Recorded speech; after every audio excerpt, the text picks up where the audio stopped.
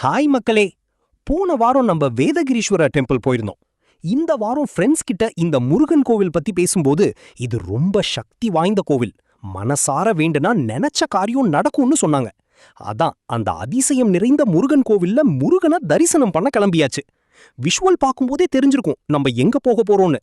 ஆமாங்க, இப்போ நம்ம போக போறது திருப்போரூர் முருகன் டெம்பிளுக்கு தான். இது உங்கள் டயனம் வித் ஸ்ரீனி. வாங்க போலாம். இப்போ நம்ம ஷோலிங்கநல்லூர்ல இருந்து பஸ்ல திருப்போரூர் முருகன் டெம்பிளுக்கு கிளம்பிட்டோம் மக்களே. மார்னிங் டிராவல்னால கிளைமேட்டே ரொம்ப நல்லா இருக்கு. ஷோலிங்கநல்லூர்ல இருந்து திருப்போரூர் சுமார் 23 கிலோமீட்டர் டிஸ்டன்ஸ்ல இருக்கு. பஸ் டிக்கெட் பிரைஸ் பாத்தீங்கன்னா 20 to 40 ரூபாய்க்குள் வந்துரும். பஸ் ஜேர்னில விண்டோ சைடா உட்காந்து டிராவல் பண்ணும்போது ரோட் வியூஸ், கிளைமேட், அந்த பீஸ்ஃபுல் ஃபீல் எல்லாமே செம்ம எக்ஸ்பீரியன்ஸா இருக்கு. ஃபைனலா நம்ம திருப்போரூர் வந்துட்டோம் மக்களே. திருப்போரூர் பஸ் ஸ்டாண்ட்ல இருந்து கந்தசாமி கோவில் பக்கத்துல தான் இருக்கு.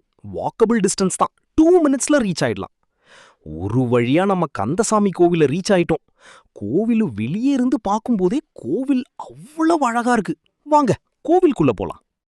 இதுதாங்க கோவிலோட என்ட்ரன்ஸ். சைட்லயே பாத்தீங்கன்னா நிறைய கடைகள் இருக்கும். இங்க அர்ச்சனைக்கு தேவையான பொருட்கள், பூ, தேங்காய் எல்லாமே வாங்கிக்கலாம். நாமும் தேவையானதை வாங்கிட்டு உள்ள போகலாம்.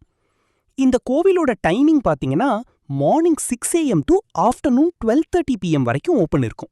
Evening 4 PM to night 8:30 PM வரைக்கும் தரிசனத்துக்கு ஓப்பன் இருக்கும். கோவிலுக்கு வர்றவங்க இந்த டைமிங்க்கு ஏத்த மாதிரி பிளான் பண்ணிட்டு வந்தா ஈஸியா தரிசனம் பண்ண முடியும். கோவிலுக்குள்ள வந்தீங்கன்னா சைட்லயே ஒரு பிள்ளையார் சந்நிதி இருக்கும். அங்க பிள்ளையார வணங்கிட்டு கோவிலுக்குள்ள போலாம். கோவிலுக்குள்ள போனதுமே மனசுக்கு அவ்வளவு ஒரு அமைதியா இருக்கும். இப்ப நீங்க பாத்துக்கிட்டு இருக்கிற இந்த வழியாதாங்க நாம மூலவர தரிசனம் பண்ண போகணும். வாங்க முருகப்பெருமான தரிசனம் பண்ண போலாம்.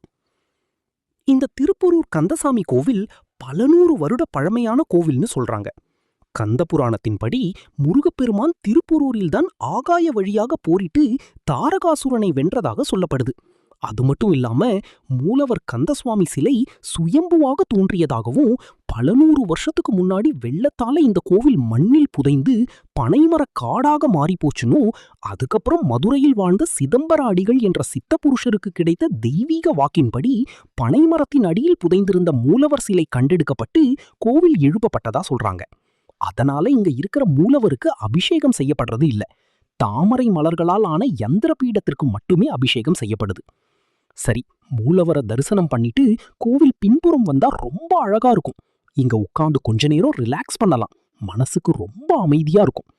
அப்புறம் இதுதான் இந்த கோவிலோட ஸ்தல விருட்சம், வன்னி மரம். இந்த முருகப்பெருமான வேண்டிக்கிட்டு இந்த தொட்டில் கட்டினா ஒரே வருஷத்துல குழந்தை பிறக்கணும், மஞ்சள் கயிறு கட்டினா கல்யாணமாகாதவங்களுக்கு கல்யாணமாகும்னு சொல்றாங்க. அப்புறம் இங்க பக்கத்திலேயே புக் ஸ்டாலும் இருக்கு. இங்க நமக்கு தேவையான ஆன்மீக புக்ஸ் வாங்கிக்கலாம். இங்க கோவில் பிரசாதமும் தராங்க. பிரைஸ் பாத்தீங்கன்னா ரீசனபிள் காஸ்ட் தான். வேணும்னா வாங்கிக்கலாம்.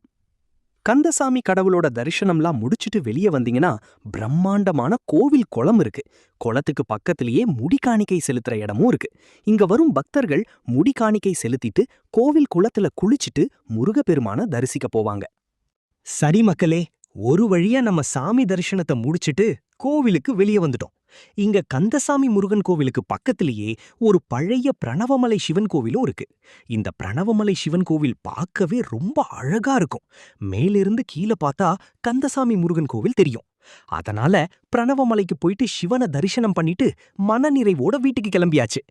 நீங்களும் திருப்போரூர் வந்தா இந்த பிரணவமலை சிவன் கோவிலுக்கு போயிட்டு வாங்க. அப்புறம் இந்த பிரணவமலை சிவன் கோவில் பத்தின ஃபுல் டீடைல்ஸ் நெக்ஸ்ட் வீடியோல சொல்றேன்.